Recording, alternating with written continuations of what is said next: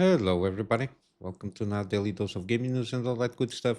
And as always, I also publish on Rumble and on Patreon for extra support, any kind of updates and as such. I usually go about on Twitter X. It's been a couple of days, again, Christmas and all, a little bit trying to take also a little bit time off here and recharge some batteries here. But yeah, I'm going to do an episode today. Not much happening. There are some stuff here regarding some the NVIDIA AMD all over the place in terms of leaks and specs. But again, as I mentioned before, I will avoid covering that much again until we have any kind of official information to guide ourselves through. I don't think it's curious and fun to check those things, but spending too much time trying to analyze rumors and leaks when we are just almost a couple of days or at least a week from now of having official information on the launch of their lineup of GPUs. I don't think it's worth spending too much time there. Later today, I will be able to publish a Midnight Suns episode, so everything is good there. And again, because I took basically a couple of days off, I will have to. I already managed to pull up some more demos to try and play and see how I can manage to do that and publishing them on the playlist there. Other than that, I think that's it for the channel at the moment. So let's get started. Even though we'll get the information here, just a warning here. Again, NVIDIA and AMD rush to ship out all the GPUs, the ones that are going to be launched in January, February, to avoid the tariffs of the upcoming administration in the US. Again, this is one of the things that people usually think that it does work one way, but it doesn't work like a lot of these politicians say it works. Usually, any kind of tariffs of any kind of sanctions, it basically, especially tariffs, it only go. The only thing that it does is basically increase the price to the final consumer, because the companies usually have ways of. Avoiding those, they don't avoid the tariffs per se, because even if they need to pay extra to export to, in this case, to America or United States, the companies will always put the final price of that tariff per se only is on the consumer side of things, and to a certain extent, I think it, it will help them a little bit on their profit side of things, because they are just ramping up production and shipping the products to United States, so they are stocked in the United States. So basically, they're managing to just ramp up production. The costs of introducing those products United States is going to be the same because they have everything already in stock. So there is no tariff on those products, because the tariffs supposedly are going to just initiate 20 of January or 21 of January. When the new administration comes into place, they will then able to put those tariffs up and running. Um, and what it's going to do is, because I will assume that the GPUs will launch after the tariffs. I think they're going to delay for that, because then they can put the price and calculate the final price with those tariffs up. So there's going to be MSRP, but then you have to add up the final price with the tariffs included there, because no way any kind of company is going to take a hit on the profits just because somebody just decided to initiate the tariffs. How supposedly the tariffs proposal is going to go is a 10% tariffs on imports from other than China. So any kind of imports that come out of the entirety of the world to the United States, for with the exception of China, will have a 10% markup for sure. And then anything coming from China will have a 60% tariff, which again, final consumer will be paying that. Don't forget about it. Basically, the majority of consumer gaming GPUs are sourced from China. Again, even if the company does have headquarters somewhere, because the products are made and exported from China, that tariff will enter in effect. And basically, with this tariff in place, it is expected that the price could go up for around 40% or even more, given that how manufacturers decided to deflect the tariff in consumer prices. Um, and we got a kind of example here in terms of calculation. While we are unaware, again, this is like just a case scenario. Let's assume that the GeForce 5090 is about $1,800 or so. So factoring around the 40% tariff, give or take, NVIDIA flagship GPU could cost around $2,500 there. The tariff will shake up the consumer GPU markets in terms of pricing, and again, it will also fuel in demand for second-hand GPUs as well. Again, as you can see, there is a huge difference here without the tariff per se imposed, and this is just an electronics. Again, this affect all markets. This is not only going to affect DIY PC components coming from China. It's going to be everything, and the only thing that it's going to do is basically ramp up any kind of product or any kind of thing that comes out of China to United States. But yeah, given that still in terms of American MSRP are kind of a guide to what the price of the products are, it will have some reflection, I will assume, in overall prices around the world, because again, to maintain, I think they're going to try and maintain a similar price that they are selling in United States, again, as a reference point. So again, a lot of I think the only thing that it does is just wrap up the profits for these companies, because they will always, any kind of company, when it has this higher costs on in term, let's say this is reflects on the operations itself. It doesn't the bill of manufacturing. So the cost of manufacturing the products don't ramp up per se. It's just the only thing that increases is the operation of introducing the product in the market, and this price was always going to be reflected on the final consumer. So there is no way these companies will take hit, or again, tariffs is just another way of trying to, I don't know, just tax the consumer. Basically, you can consider this as a tax on consumer, because no way any kind of company, especially big companies, are going to take any kind of hit on their bottom line. But yeah, expect some huge prices if those tariffs are going to be in place. Again, this is just Trump already did this in this previous administration. There was like a tariff war for a time, which I think helped. 2006 on the 30 series. We had um, the mining situation there, but I think before that, in the summer of that year, I don't remember exactly each year on the 30 series, the prices were a little bit up than expected, and I think a little bit has to do with the fact that those tariffs were in place, if not mistaken. Again, if my memory serves right. But yeah, don't expect, if those tariffs come in place, that at least the American market is going to be that cheap, especially on a product like a 5090, 5080, which don't have any kind of competition in terms of the AMD or even Intel. So they can basically put the price as they want, because there is no going to, sorry, because there is not going to be any kind of product that is going to compete in terms of performance to try and force them down on the price itself. So yeah, I don't think this is going to be a good start of the year for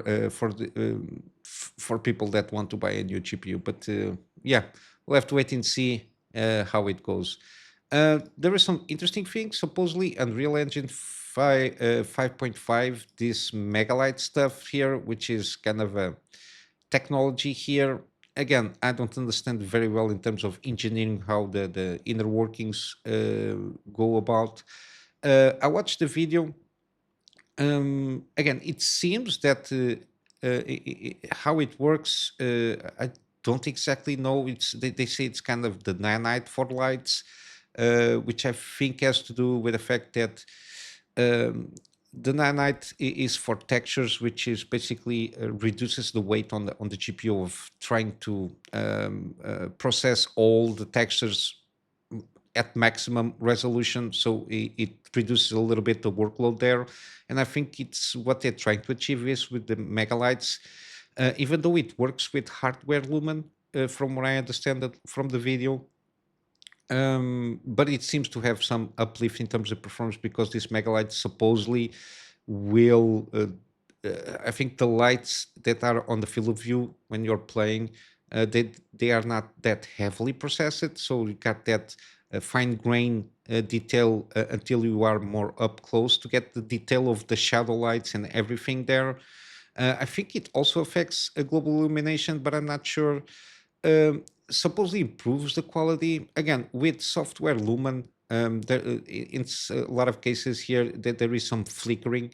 I think artifact flickering from the shadow being casted there. That there is some jackiness there. Hardware Lumen solves basically everything there and it improves a little bit the shadow casting. And Megalights, in some cases, gets even more, a little bit better, even in terms of how shadows are perceived, at least in this tech demo, but it increases a little bit more the performance. Again, I think it's not even the issue with Unreal Engine. It's not this kind of thing with global illumination, even though, again, it's a very heavy engine. I think it's the stuttering issue that the engine has, and it's not being solved yet. At least that's my perception.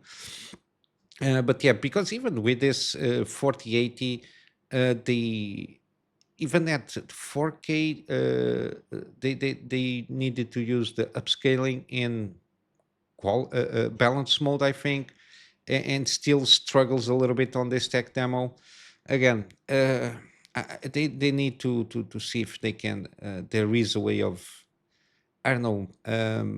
This engine can be a little bit lighter on the GPUs because it's starting to get into a point that it seems that Unreal Engine is just waiting for GPUs to brute force in terms of performance out of the engine. Um, because playing a game at 30 frames per second is not that good. But I really advise you to watch at least the first part of the video, like the first third. You have a better sense of what it's been trying to do. You got some static images to see the difference between the image quality, and then they for the rest of the video they have they do some runs through the demo with the different settings. But yeah, hopefully, supposedly this update also has some improvements in terms of the meta human animations and all that jazz. But I think again, I think they need to work more a little bit on the performance side of things, because just buying having a $2,000 GPU and then you have to resort to play 4K with performance in upscaling. Again, I don't think it serves that well.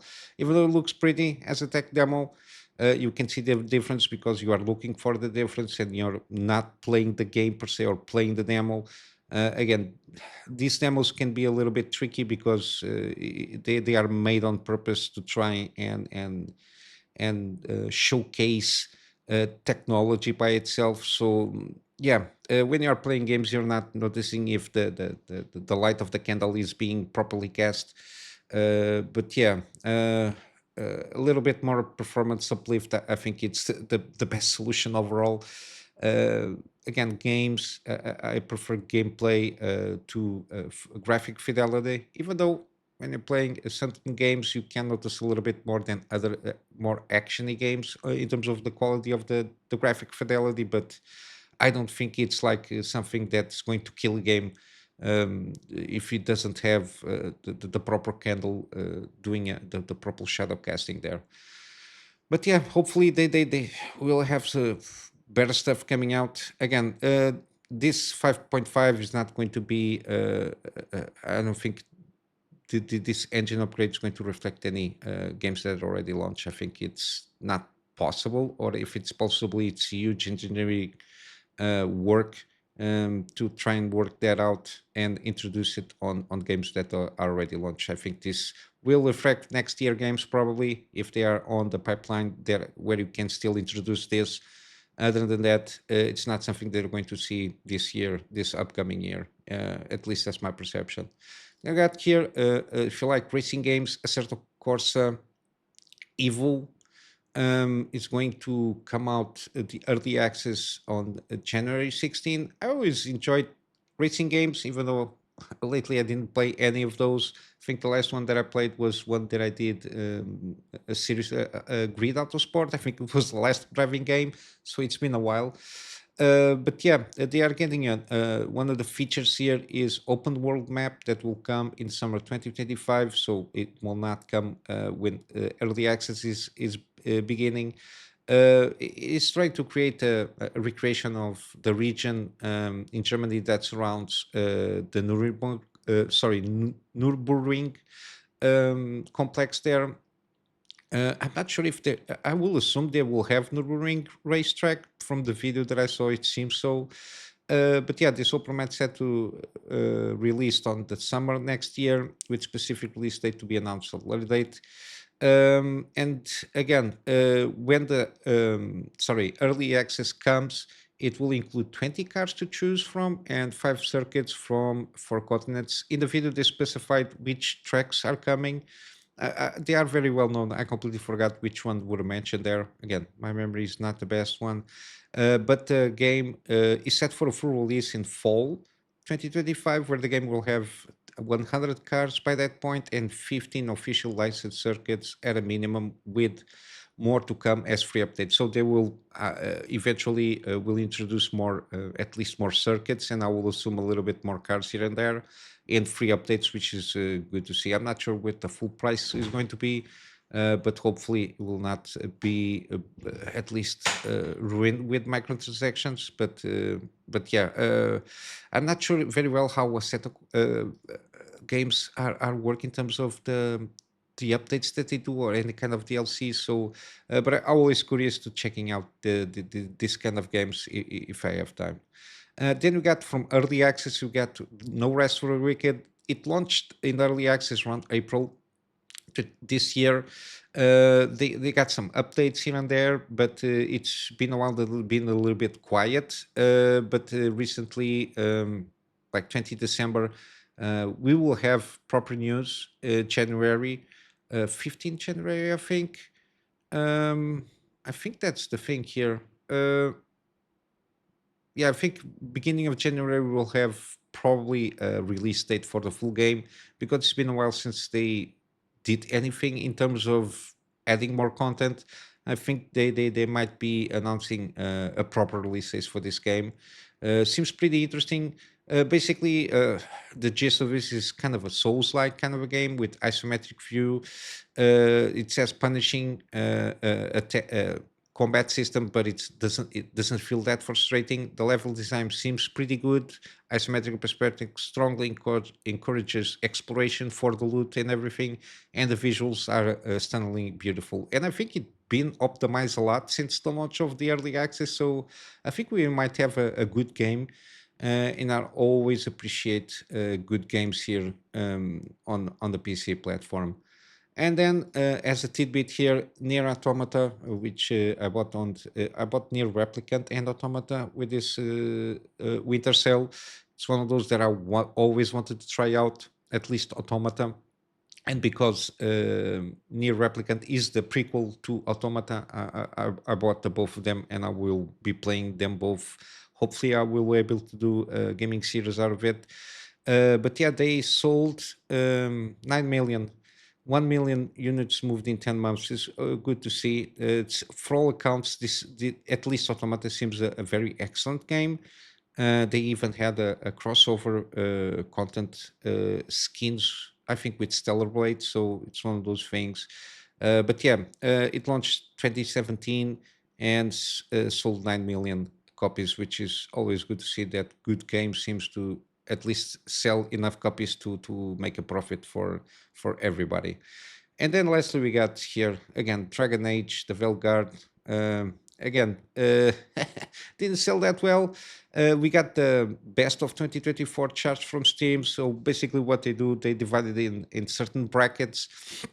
We got the platinum, which are the top 12 games. Then we got gold, which 13 to 24. Then we got the silver bracket, which 25 to 50, and then bronze 51 to 100. Basically, between each bracket, they are not organized by gross revenue.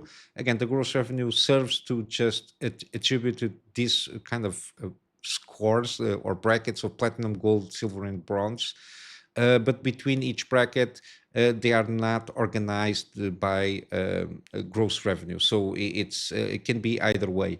Yeah, and at least 50 other titles sold better than Dragon Age Veilguard, even though it's been considered from even I think I don't know which one that there was a magazine that said it was the game of the year. Again, one of those things.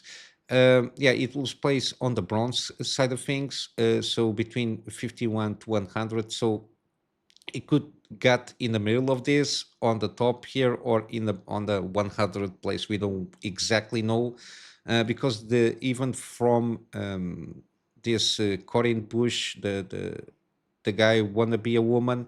That there is no official information of the sales from Dragon Age Veilguard. Again, that gives us the sense that it didn't even it didn't sold well. Interestingly enough, Hunter Wilds is on the same bracket. It could have even sold more than Dragon Age Veilguard, and it didn't even came out. And again, on the same bracket, you got Meta for Refantasio. This sold, I think, at least 1 million copies, not mistaken. Got 82, Crusader Knights 3, Overwatch 2, No Man's Sky. As you can see, No Man's Sky is still selling well.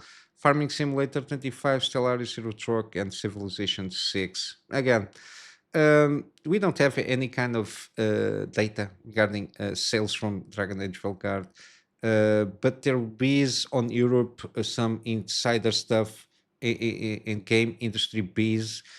Supposedly, for new releases, it was the number 19 best selling, but in overall chart was never number 68. So yeah, as you can see, a lot of older games that launched the previous year are selling still pretty well. Um, and in that report, they said it was Christmas in terms of AAA blockbusters, the traditional big blockbuster Christmas games. You had Call of Duty, we did well, and you had Dragon Age, we did not. So that is a disappointing in that position. And of note in that report, he also details like games of Black Myth Wukong, which sold 20 million, if not mistaken, and Pale World also sold a lot, were not on European charts, is cited because their digital sales data had not been provided. So it's highly likely that Dragon Age for the Veilguard is even lower on the list that they published there. Here we got some stuff regarding Eurogamer asking Corinne Bush how it was in terms of commercial response regarding the game, so the sales, and basically avoided replying to that question. They went about it and said they are very proud of what the work that they did. Again, people tend to forget that pride to a certain degree is a sin. You, but whatever. But yeah, it didn't sold well, very well. I don't think the DEI Mafia games sold pretty well this year. Veilguard was the better one because of Dragon Age IP by itself was a very expected game. A lot of people were waiting for that game. Maybe that's why it's a little bit better. But we've been seeing a lot of them needed to go about and be on Xbox Game Pass to try and rise up a little bit the numbers of players online playing the game. But in terms of sales, that doesn't reflect the sales there. But yeah, other than that is the news that I got. Let's go for some gaming deals. Again, it seems that on Steam everything is on sale. I'm going through a couple of them. already been through the games that I have already on my library a couple of days ago when the winter sale started, just as a reference of the games that I really do recommend. I don't have it here, but already played Prey. I managed to claim it for free on Epic Game Store, and I do recommend this game. The base game by itself is pretty good, underrated game. Again, at this price point, there is no reason for you to buy and try out this game. Again, as I mentioned, you can check my first episode of the gameplay series that I did for this game to have a sense of what this game is all about if you never heard about this one. Then you got Cuphead. Again, very positive and overwhelmingly positive reviews here. 30% off. So it's kind of very difficult arcade game with the, let's say, it's kind of platformer, Dark Souls platformer. At least that's the sense that I got from this one. I will eventually, one of these days, probably will try this one out. Also, we got Nine Souls. Um, Overwhelmingly positive reviews. 30% off. Seems pretty good. The art style is interesting. Seems to be a revenge, a hero quest for vengeance. It's always good to check that. It seems pretty complex here on the combat stuff there. Got Pacific Drive as always. It's one of those that I really want to try out when I have time.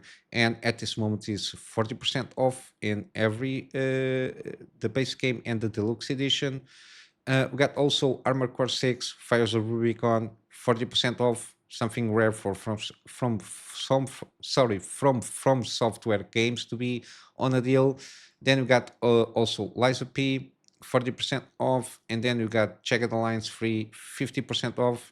This one seems pretty good. Original guys that did the first two games were reunited here for the third game. We got Sekiro again from software, 50% off, something that is very rare to see. And I think Elden Ring is also on sale if you're curious about that. Then we got King Arthur Night Tales, again, turn-based combat game, 70% off. Again, this also includes the DLC. Very interesting to play this game, kind of Arthurian legend on the dark fantasy side of things, which seems pretty interesting. And then finally, we got Spirit Farewell Edition. I did manage to download the demo. I need to play this game and confirm or not if this game is as good as it is here. But I trust Steam feedback more than any kind of other place there. But yeah, 85% off.